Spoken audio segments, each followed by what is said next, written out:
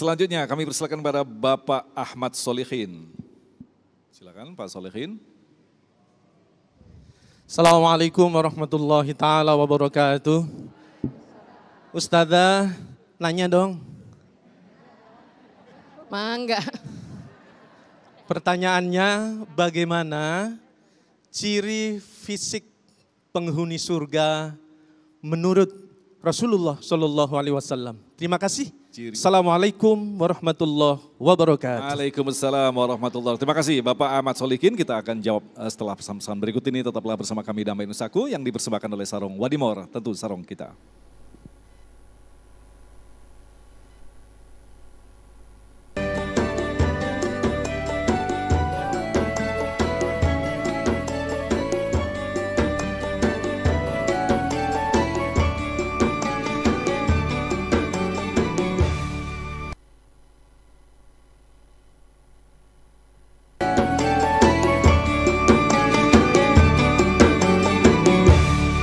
Terima kasih.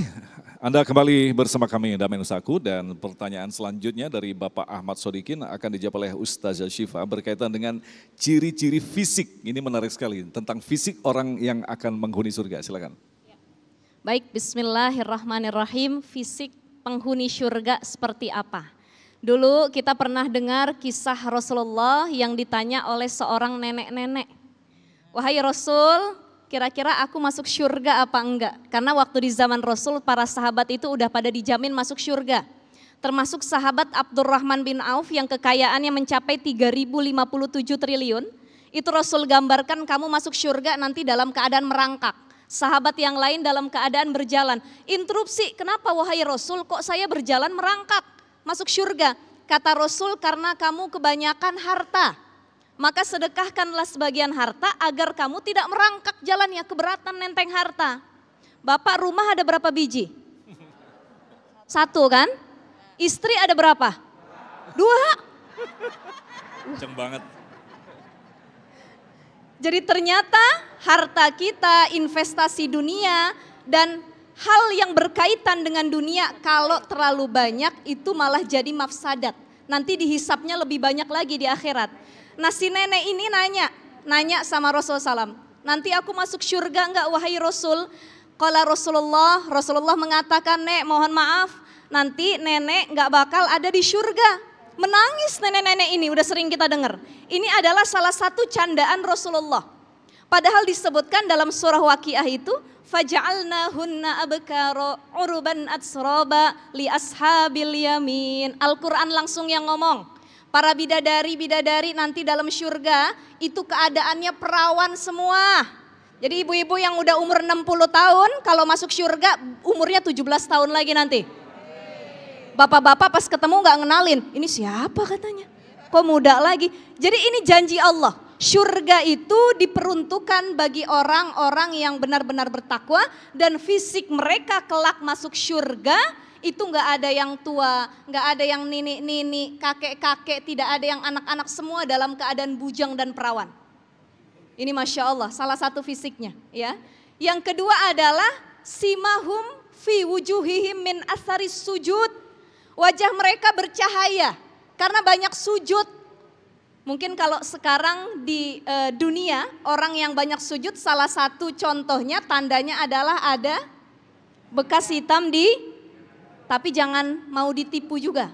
Ada orang yang ada bekas hitam bukan karena sujud doang, dia kepentok akhirnya hitam.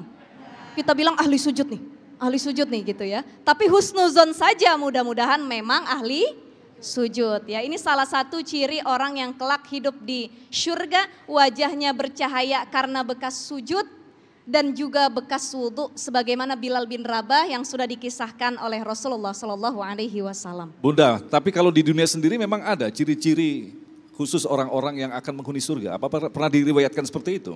Ya, baik. Saya tambahkan penjelasan Ustazah Syifa. Dalam tafsir Al-Kasyaf wal Bayan, karya Imam As-Sa'labi. Tadi saya mengatakan asyugul itu saya ngambil dari sana. Apa itu makna syugul? Al-yaum, ibu udah dapat syugul, bapak udah dapat syugul. Kalau rumah tangga merasa kenikmatan lebih dari rasa kita menikmati penderitaan, itu udah dapat syugul. Iya, makanya itu tadi ketika orang-orang yang bahagia di surga itu, dia nggak pernah merasakan punya istri, walaupun mohon maaf ya, kalau orang lihat, kok black or white. Nah, ibu-ibu kalau diundang, udah diundang, dikasih makan, ngelihat pengantin, kok yang suaminya ganteng, yang istrinya biasa aja ya. Nah, kita selalu ngukur seperti itu, bahwa sesungguhnya syugul itu udah bisa dirasakan di dunia.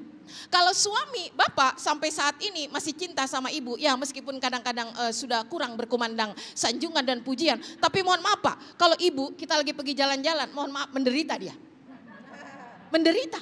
Iya Bu, mohon maaf, kenapa? Inilah kebersamaan, jadi tanda-tanda kebahagiaan itu udah muncul. Nah yang kedua, mohon maaf ini saya sindir juga sedikit lagi. Adakah di dunia? Ada dong Pak, ada dong Bu. Kenapa? Makanya kata Nabi, seorang laki-laki ketika melihat perempuan cantik di luar sana segera pulang.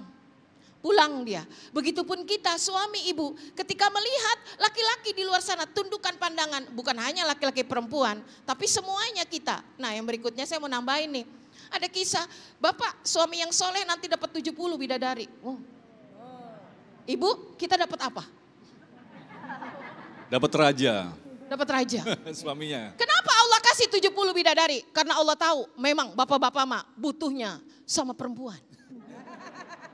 Kenapa kita nggak dikasih itu? Memang Allah tahu, karena ibu-ibu mah butuhnya cuan. Oh iya.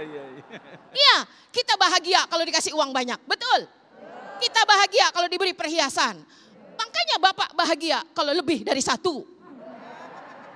Ini Allah tahu. Jadi disitulah ciri-ciri kebahagiaan Allah berikan. Jadi di mana tanda-tanda fisik? Riwayat ditambahkan lagi rata-rata usia ahli surga itu 33, enggak 17 karena 17 masih alay. Iya, ibu saat usia 33, Masya Allah Bu, sedang kreatif, sedang sintalnya kita. Semangat masih ada. Karir udah sukses, 33 ya. Jadi disinilah Allah bayangkan. Nah di dunia ini bagaimana kita menciptakan surga. Makanya kata Nabi baiti jannati ya. Jadikan rumah kita itu surga, ukuran dunia aja. Akhiratnya nanti bersama-sama insya Allah. Amin, amin ya Allah. Baik.